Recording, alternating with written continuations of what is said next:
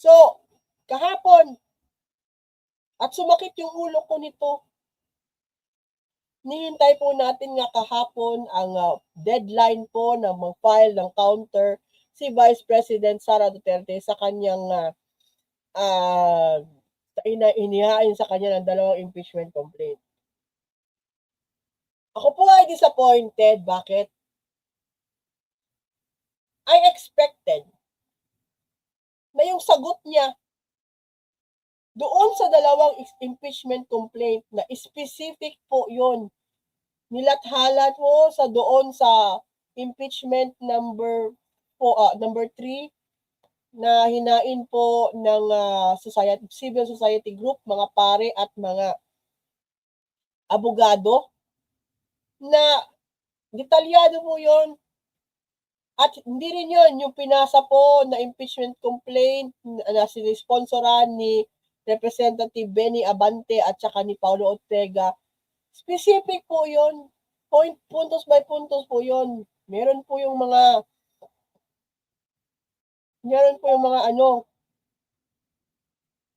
punto. Tapos, nung nabasa ko po yung answer, yung papel na ipinasa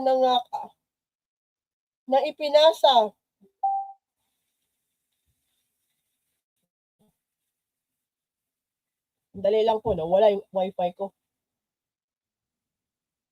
Pinasa po ng kanyang abogado. 10 pages po. 10 pages lamang po yun.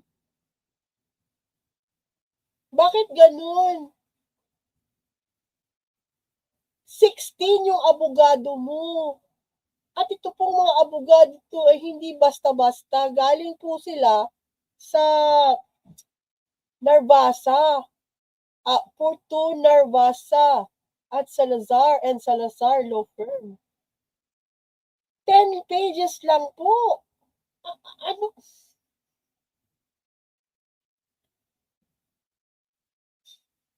Nakakadismayado to. Ang mahal po hindi tayo abogado. To be clear, hindi po ako abogado. Binasa ko yan. Pero doesn't mean na kahit hindi ako abogado, hindi ko naiintindihan yang nandyan, English yan. 67 po yan na items. Ang nakalagay niyan in 67 items in 10 pages po. 10 pages. Yan lang po yung kanyang sagot na hindi po yan sagot. Hindi niya sinagot yung kanyang mga aligasyon doon sa 2 impeachment complaint na nakitaan ng House Committee on Justice ng sufficiency in form at saka sufficiency in substance. Wala po siyang sinagot dyan. Binasa ko yan. Sumakit ang ulo ko. Ganitong klase ang mga abogado niya. Mahal ang bayad dyan. Tapos ganyan lang. Hindi man lamang niya sinagot punto por punto yung articles of impeachment, yung mga aligasyon sa kanya na punto por punto. To summarize this one, yung kanyang sagot po mga kaibigan, pinapalabas dyan na kini-question niya yung jurisdiction ng House Committee on Justice. Kini-question niya yung paraan ng pag-usisa, pag-imbestiga, ang pag-hearing ng mga impeachment complaint niya dyan sa House Committee on Justice. Pinapalabas niya na mali yung paraan ng paggagawa ng mga tao sa House. Nagpapalaban siya dyan sa Supreme Court.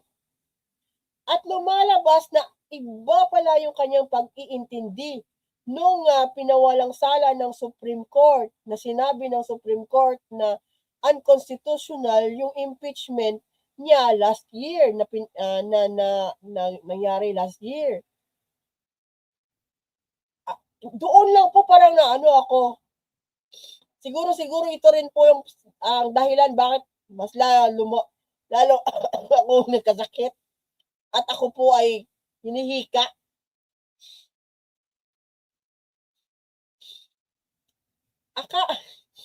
Nung sinabi niya yung parte dyan, page 2, I think page 2 yata yon, page 2. Tingnan ko ha.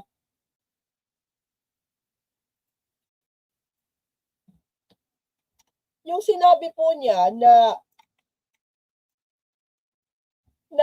sinabi daw ng Supreme Court, pinawalang sala siya ng Supreme Court, wala daw.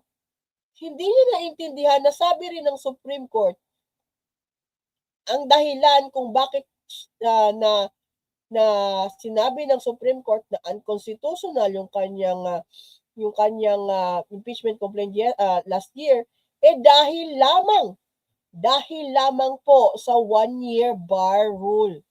Hindi po siya inabsuelto sa impeachment, articles of impeachment na 7 po yon last year. Hindi po siya naabsuelto kahit isa doon. Wala po. Teknikalidad po yung nakapagsalba sa kanya last year, yung 1-year bar rule. Wala pong sinasabi ang Supreme Court na siya po ay acquitted sa mga articles of impeachment na sinampa sa kanya last year. 7 po yon. Ngayon, we're looking at 6 impeachment complaint, 6 articles of impeachment plus yung Madriaga annex. Plus yung Madriaga na add-on.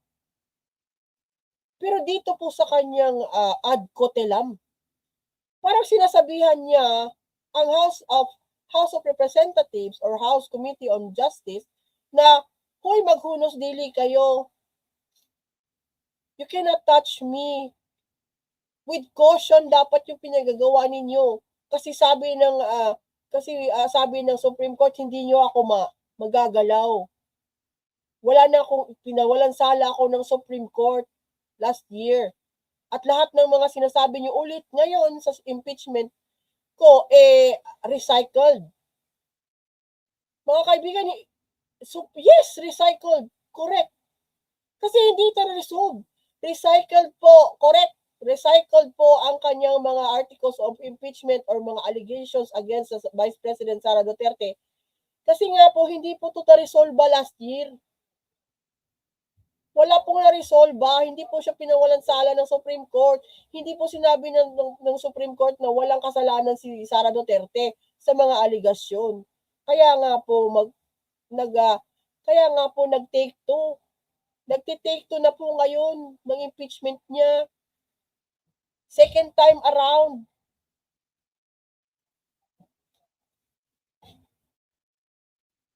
Take two na po ito. Pero ang pinapalabas niya sa kanyang ad cotelem, parang tinatakot niya yung mga tao, mga nasa house. Na, hoy, wala kayong jurisdiction. Hindi ko kayo sasagutin kasi wala kayong jurisdiction sa akin. Kasi sinabi ng Supreme Court, ganito, ganyan. Wala kayong sa akin, hold sa akin. Again, hindi po tayo abogado, pero nakakaintindi po tayo ng English. Hindi kailangan maging abogado para maintindihan yung sinulat na yan. 10 pages lang po yan. Para sa akin, yung 10 pages na yan, isang sitting lang po yan, mga siguro 20 minutes. At ako nadismayado, ganyan ba? Ganyan ba ang level ng depensa ni Sara Duterte? Hindi nga to depensa po, hindi nga po yan depensa. Hindi po natin yan matatawag na depensa. Ito po, yan lang po ay pananggan niya na as if akala niya mapoprotektahan siya niyan. Kung may word pa po diyan, kung meron pa akong word, if I can use the word malabnaw, ano ba yung word na yan? Yung bang sopas na yung sopas na parang walang ano, yung parang tubig na lang na hindi mo alam na sopa, di ba sopas dapat thick yung ano, thick yung sabaw na may laman, may cream, may ganon, sopas, matitaste mo yung ano, yung hagod ng init ng sopas kung meron tong kasamang mga heavy cream, gatas, ganun. Itong kanyang Odd Cotelam na 10 pages, malabnaw po. Malabnaw. Very weak. Weak ang sopas. Mahina. Ano bang... And I can just imagine the millions it took yung payment niya na yung 10 pages na yan. Yung ganyan na 10 pages, yan lang yung ano, yan lang yung laman. Million na yan eh. Which brings us back to the question. Para mga nagtatapon ng pera si Vice President Sara Duterte sa 10 pages na yan. Nagtapon siya ng pera dyan. Nagtapon siya ng pera dyan sa kanyang sagot na yan. At kaya, hindi lang po tayo yung nakaobserba na ganyan. Pabalik po yung sa question na saan siya nakakanap ng pambayad dyan sa tinapon-tapon na yun na pera sa kanyang odd cotelam na yan. Milyones yan. 16, yung kanyang abogado na trumabaho niyan. Tapos 10 pages. Kahit sana, there are, ngayon as we're looking at 6 articles of impeachment, kahit man lang sa kanyang 16 na abogado, dalawang abogado, itackle yung kada isa na articles of impeachment at magbigay sila ng proper at pang-counter. In-explain nila about yung sa allegation ng unexplained wealth. Kahit tagdalawa or tatlong abogado in an article, itatakal yon at doon ibigay nila sa kanilang answer, supposedly. Yon. Hindi 10 pages. 10 pages, 67 items. Tapos, wala siyang kinounter. Hindi niya sinagot yung mga questions. Hindi niya sinagot yung mga allegation sa kanya. Wala siyang sagot doon. Ang ginawa pa niyang papel na yan is ikumpara yung kanyang problema ng impeachment sa impeachment na ni President Marcos Jr. Yung dumaan din sa same process na dinadaanan ng kanyang impeachment ngayon. Hindi daw patas. Anong hindi patas? Iniisa-isa yun. Ang problema, Sara Duterte, kung nakakaintindi ka, hindi nakitaan ng substance. Yung mga impeachment complaint laban sa presidente ngayon, walang sustansya yun. Sa'yo meron. May mga ebidensya. Ikaw mismo ang ebidensya ng isang article of impeachment. Ang bibig ni Sara Duterte mismo ang ebidensya sa isang tinutumbok ng article of impeachment, yung kanyang pagbabanta sa buhay ng presidente ng Pilipinas, sa First Lady at dating Speaker of the House na si Martin Romualdez. Walang ibang mabigat na ebidensya doon kundi bunganga ni Sara Duterte. Bakit hindi man lang ginugulan yun ng mga abogado niya, 16 kabuok, 16 na abogado, kahit mag-assign siya ng mag-assign si Sara Duterte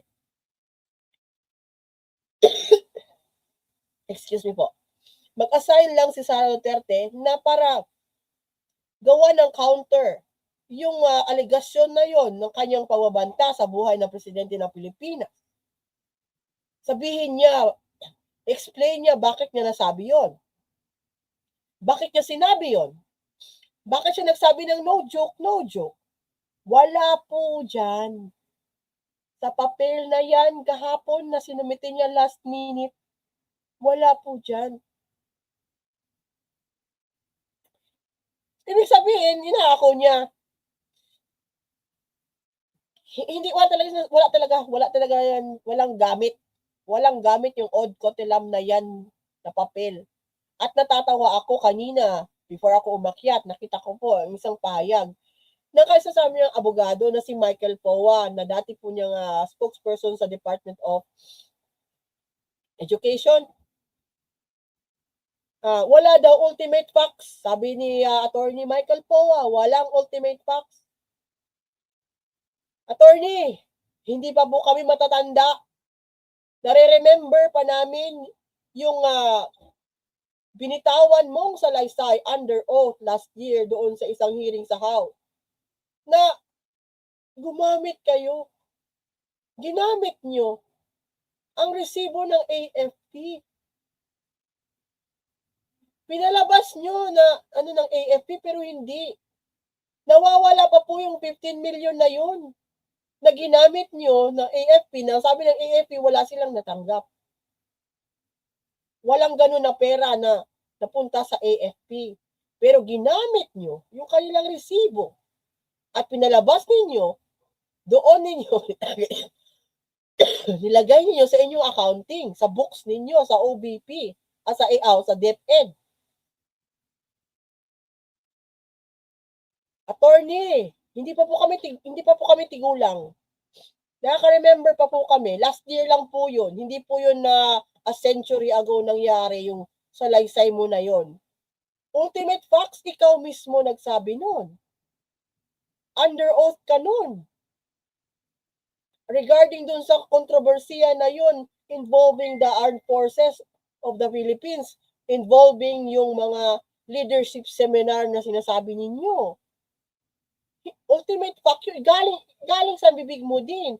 Tapos sasabihin mo na walang ultimate facts.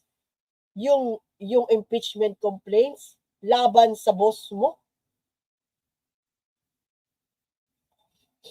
Ito bago ko magtapos, malapit na po na tayo matapos at medyo umaandar na po talaga yung aking sama ng katawan. Siguro nga po, ito po isa sa mga napapa-stress tayo. We expected better, pero ganyan ang bibigay sa atin. Expected better, ganyan lang yung level. That is mediocre. Kung sa English pa, mediocre ito. Mediocre lawyering. Nakakahiya. Hindi ako abogado, pero kung nabasa ka ng ganito, na alam ko, nabasa ko yung impeachment complaint at side by side nyo yung impeachment complaint tsaka yan, yung papel na yan, ni Sara Duterte. Parang tumitingin ka ng isang college level or doctorate level na thesis, tapos ikukumpara mo ng grade 1 na book report or high school na book report, first year book report. First year book report, tapos versus mo sa isang PhD na thesis. Ito po ay nakakagalit. Kasi nga po, iniinsulto yung intelligence natin ito. Iniinsulto yung intellect ng mga Pilipino nito. Iniinsulto po tayo. Ginagaslight tayo ng ganitong klase na pag-aabogasiya. Ginagaslight po ng papel na yan ang House Committee on Justice, pati na ang House of Representatives. Alam niyo po ba, dahil nga po doon sa Supreme Court na madami na pong inad na kung paano na ngayon maghain ng impeachment complaint laban sa mga impeachable officers, sa mga inad po na mga probiso ng Supreme Court last year dahil sa kang Sara Duterte, maingat na po sinusunod-sunod ng mga taga-House ang utos ng Supreme Court, iniisa-isa na po nila yan. by the book sila, iniisa nila para wala pong masabi, tapos sasabihan ganyan, bibigyan mo lang ng odd cotelam. Tapos milyones ang bayad niyan, nagwaldas ka ng pera sa isang walang kabuluhan na papel. Kaya nga po, update po nito, yung pong second, yung nag-file ng third impeachment complaint na nakapasa, yung third impeachment complaint na nakitaan ng form and substance na hinain ng civil society groups, yung mga abogado at saka mga pari. Yung mga pari po, yung sila, ni-waive na po nila yung kanilang right to answer na mag-counter nito sa papel na ad cotelam ni Vice President Sara Duterte. Winave na po nila yung kanilang right. Hindi na po nila sasagutin ito. Kasi wala daw silang dapat sagutin kasi hindi naman sinagot ni Sara Duterte yung kanilang mga aligasyon. So ano pang sasagutin nila? Hindi naman nakatutok ang ad cotelam ng grupo ni Sara Duterte sa mga aligasyon na kanilang inisa-isa doon sa impeachment complaint nila. Wala doon. So kanila pong ini-waive. Kasi supposedly, pag nagpasa po si Sara Duterte ng ganito, bibigyan po na naman ng 3 calendar days. 3 calendar days ang mga naghain ng impeachment complaint para sagutin ito. Ang grupo po ng excuse me. Ang grupo po na naghain ng third impeachment complaint, ni-waive na po. Hinihintay po natin ngayon kung sila Representative Benny Abante at saka si Representative Paulo Ortega at saka yung kanilang abogado, yung sinusponsor na si Cabrera. Hintayin po natin kung ano po ang kanilang sagot dito sa odd cotelam na to ni Vice President Sara Duterte. So, hanggang dito na. Salamat po sa inyong pakikinig at pasensya na po, masama po talaga ang aking pakiramdam. Sisipon po tayo, hinihika o niuubo, pero kailangan po natin maghatid ng balita na nakabuluhan para lang po ating labanan ang fake news at magbigay po ng tamang opinion para po maliwanagan po ang ating mga kababayan kung ano po ang totoong estado na nangyayari sa ating, kahit sa politika lang muna. Wala po tayong showbiz dito ha. Sa iba na po yung showbiz.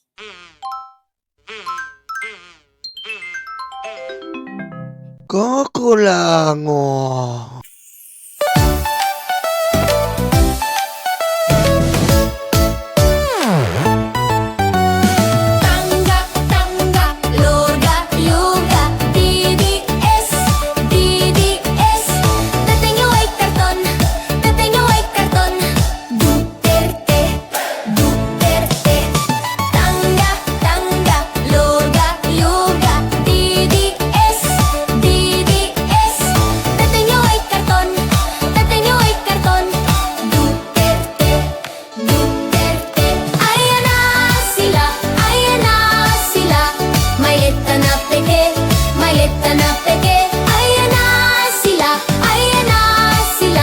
May leta na peke